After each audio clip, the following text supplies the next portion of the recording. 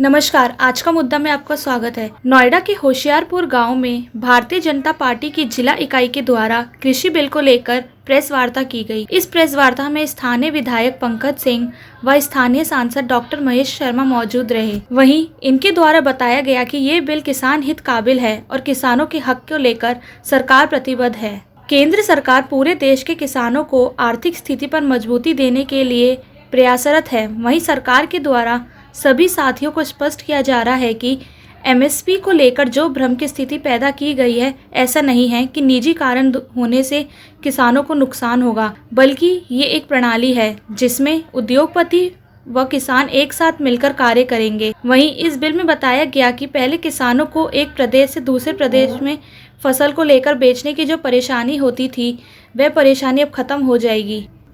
जो भी कॉरपोरेट खेती में हिस्सा लेंगे, कॉरपोरेट किसान को ट्रांसपोर्ट का खर्चा देंगे, बीज का पैसा देंगे, बेचने के लिए मंडी उपलब्ध कराएंगे, सभी चीजों का उपलब्ध कराएंगे, वह सिर्फ किसान से मेहनत ही ली जाएगी। संविदा खेती का प्रावधान पहले भी अनेक राज्यों ने किया था, जिसमें कि पंजाब, हरियाणा शामिल थे। वहीं मैनिफेस्टो में भी कृषि के आधुनिकता की बात की गई है, जिसको लेकर भाजपा सरकार अपनी बातों पर अटल है। इसी के साथ इनके द्वारा बताया गया कि विपक्ष के द्वारा लगातार किसानों को बरग लाने व भ्रमक करने का कार्य किया जा रहा है। जानकारी आप सब लोगों के माध्यम से भी देश के किसानों तक उसको पहुंचाने का काम करेंगे।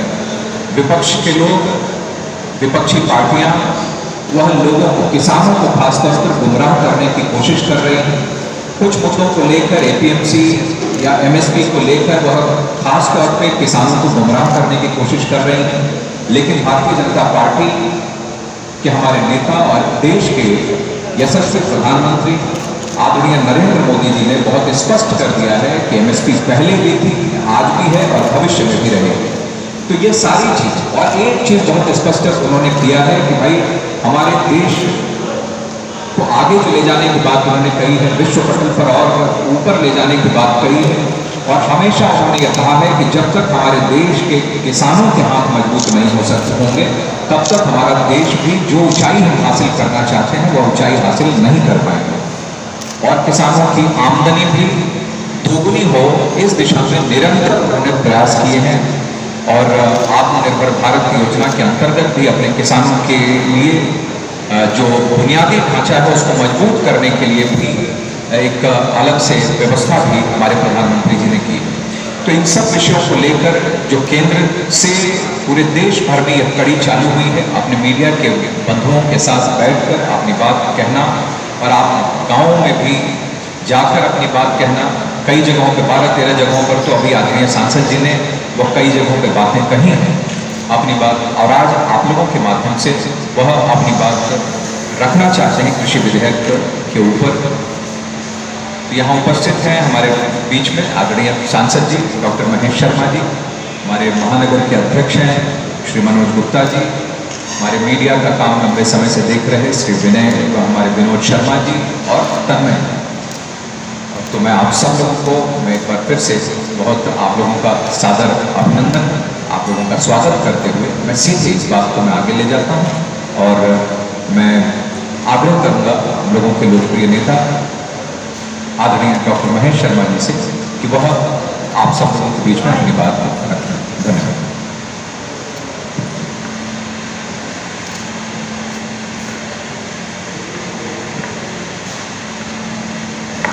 उपस्थित पत्रकार, छायाकार बंधु, मेरे साथ उपस्थित यहाँ के लोग विधायक छोटे भाई पंकज सिंह जी, जिन्होंने विषय आपके सामने रखा है कि आज हमने आपको आमंत्रित किया और आप हमारे छोटे से आमंत्रण पर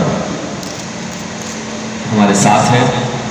हमारी पार्टी के यशस्वी अध्यक्ष भाई मनोज जी, भाई विनोद शर्मा जी, तन्मय जी, पार्टी के महामंत्रीगण भाई मनीष शर्मा जी, डिम्पल जी, गणेश जाटव जी, चंद्रगिराम यादव जी, महेश त्यागी जी, मैं सब जी और सभी कार्यकर्ता बंधु, हमारे बीच में वरिष्ठ कार्यकर्ता नेता पार्टी के अजय शुक्ला जी हैं, भदोही से मैं उनका भी अभिनंदन करता हूँ, अनुराग जी,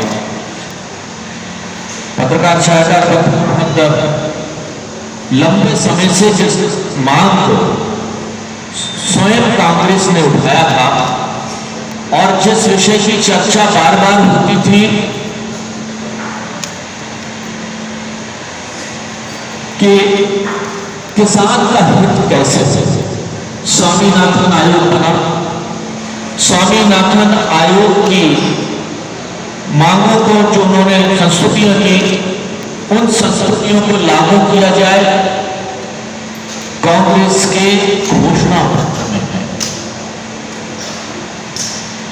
और आज वही कांग्रेस इस बिल का विरोध कर रही है। किस मुंह से वह जवाब नहीं होगी कि जब असली चेहरा उनका सामने आएगा, और आ भी चुका है। आपके सामने है कि जो 4 मुख्य विषय स्वामीनाथन आयोग की मांग की कमेटी की रिपोर्ट में आए, वो चारों विषय की एक मार्केट होनी चाहिए। किसान को मंडियों तक ना बांधा जाए, किसान की जरूरतों को पूरा करने के लिए जिस कॉन्ट्रैक्ट फार्मिंग की बात हो रही है, वह कॉन्ट्रैक्ट फार्मिंग, पट्टाईदारी जिसे हम कहते हैं, पहले से भी लागू है। पूरे देश के कई हिस्सों में, तमिलनाडु में पेप्सिको कंपनी, ये सब कंपनियों ने कॉन्ट्रैक्ट फार्मिंग होती आई है। और इस विषय में कोई भी और भ्रांतियां थी, मांग कांग्रेस ने भी करी, और कांग्रेस हमेशा ये कहती आ रही कि ये मुद्दा तो हम सोच रहे थे। ये बात सच है कि कांग्रेस सोचती रह गई, उनको सोचने में 60 साल लगे, 60 वर्ष लगे उनको ये सोचने में कि हमें किसान का भला करना है।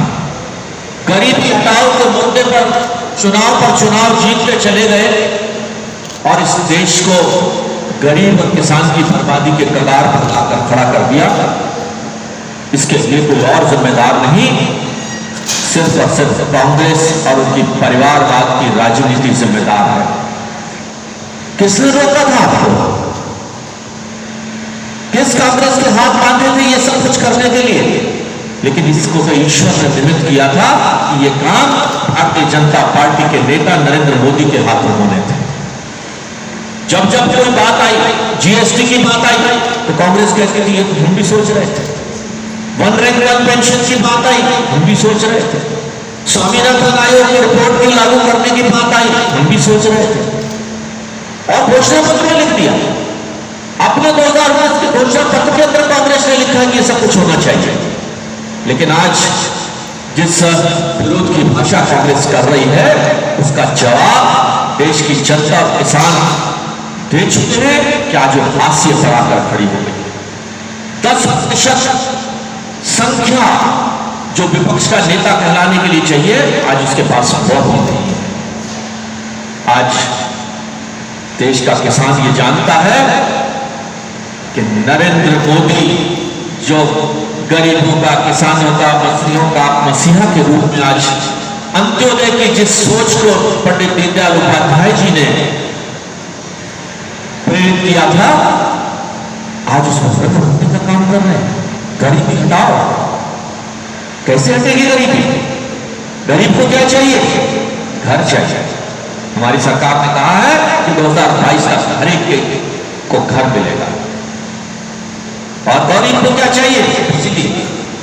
हमारी सरकार ने एक भी गांव देश में ऐसा नहीं बचा है जहां बिजली ना हो। और क्या चाहिए गरीब को? घर में टॉयलेट हमने दिया है। और क्या चाहिए गरीब को? गैस का सिलेंडर हमने दिया है। क्या ये सोच कांग्रेस की नहीं हो सकती थी, या खाली नारों से गरीबी हटनी थी? किसानों के सम्मान के लिए किसान सम्मान निधि के पैसे पहुंचे, और पैसे पूरे पहुंचे। डायरेक्ट बेनिफिट ट्रांसफर के माध्यम से अगर पिछली सरकारें होती तो ये किसान सम्मान निधि का पैसा पूरा नहीं पहुंच सकता था, आधा चौथाई पहुंचता। राजीव गांधी जी खुद कह रहे थे कि 1 रुपया जो देश से चलता है उसका 15 पैसे से आखिरी तक पहुंचता है। अब क्यों पहुंच रहा है? किसानों के गांव में वह जाकर पूछता था, बताना बाबा एक किस्त आई है 2000 रुपए की, पूरे 2000 आए, 2 रुपए से कम तो नहीं आए? बोले साहब पूरे 2000 आए। कोई बिचौलिया तो नहीं था? बोले कोई बिचौलिया नहीं था। ये डायरेक्ट बेनिफिट ट्रांसफर का सोच किसकी थी? तैयारियां चाहिए इसके लिए, सोच चाहिए, ईमानदारी चाहिए। जब तुम बिचौलियों से खुद पैसे खाओगे तो बिचौलियों को कैसे हटाओ? डायरेक्ट बेनिफिट ट्रांसफर अब कब कर सकते थे? जब 38 करोड़ जन खाते खोले गए और उन खातों का नंबर हमारे पास था, तो क्लिक ऑफ बटन से पैसा उसके खातों में पहुंच गया। आज ये सोच थी नरेंद्र मोदी की, और उसी सोच के कारण आज किसानों का भला कर पाए हैं। ये विश्वास है किसान को कि नरेंद्र मोदी के हाथ से ऐसा हित नहीं हो सकता जो किसी भी तरह किसान के हितों के खिलाफ जाता है। ये विश्वास है, और उस विश्वास को उन्होंने 2 बार पूर्ण बहुमत से देश में सरकार बताकर उस किसान ने इस बात को बताया है। लोग बदलाने की कोशिश कर रहे हैं, और पूरे देश में नहीं है जी। मैं भी अपने क्षेत्र के अंदर, हमारा क्षेत्र एक कहने को शहरी क्षेत्र है, लेकिन 1186 गांव है हमारी इस लोकसभा में। हमने गांव के अंदर गए, कहीं किसी ने विरोध नहीं कहा। हमने पूछा था एक सवाल उठाओ, आपको भी मैं दावत दूंगा, पंकज भाई हम दोनों आपको दावत देंगे, एक भी विषय, एक भी सवाल आपके दिल में होगा, हम पूरी तैयारी के साथ आए। एक सवाल का आपके जवाब देने के लिए आपके बीच में आए हैं, और किसानों को भी हमने दिए। कल हम लोगों ने किसान चौपाल करी, उनको दावत दी कि बोलो बाबा, बताओ आपके दिल में एक भी भ्रम हो, एक भी शक हो, एक भी शंका हो, बताइए, हम जवाब देंगे इस बात का। वो जवाब सवाल था ही नहीं साहब। मंडियां खत्म हो जाएंगी, देश का प्रधानमंत्री कह रहा है मंडी खत्म नहीं हो, इससे बड़ी बात और क्या हो सकती है? कृषि मंत्री कह रहा है एमएसपी खत्म हो जाएगा। कहा है कि एमएसपी खत्म नहीं हो जाएगा, 50 रुपए बढ़ा दिया। और 2014 के आपकी अगर एमएसपी की अगर हम दर देखें, ये मैं आंकड़े आपके सामने नहीं पढ़ रहा हूं, इसकी एक कॉपी हम आपको दे देंगे। आंकड़े पढ़ रहे तो आपको भी पता है कि आज 1975 रुपए गेहूं का भाव किसने किया? 1.5 गुना हमने कहा था कि एमएसपी की कीमत, किसान की लागत मूल्य से एमएसपी की कीमत 1.5 गुना होगी। देश की लेटेस्ट खबरों के लिए जुड़े रहें आज के मुद्दा के साथ, और हाँ, हमारे YouTube चैनल को सब्सक्राइब करना बिल्कुल ना भूलें। नीचे दिए बेल आइकन को जरूर प्रेस करें।